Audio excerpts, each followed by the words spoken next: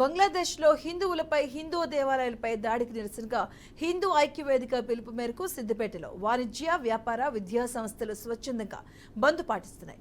పట్టణంలో ప్రధాన వీధుల గుండా హిందూ ఐక్యవేదిక ఆధ్వర్యంలో బైక్ ర్యాలీ నిర్వహించారు. బంగ్లాదేశ్లో హిందువులపై జరుగుతున్న దాడులను తీవ్రంగా ఖండిస్తున్నామని హిందూ ఐక్యవేదిక నాయకులు తెలిపారు.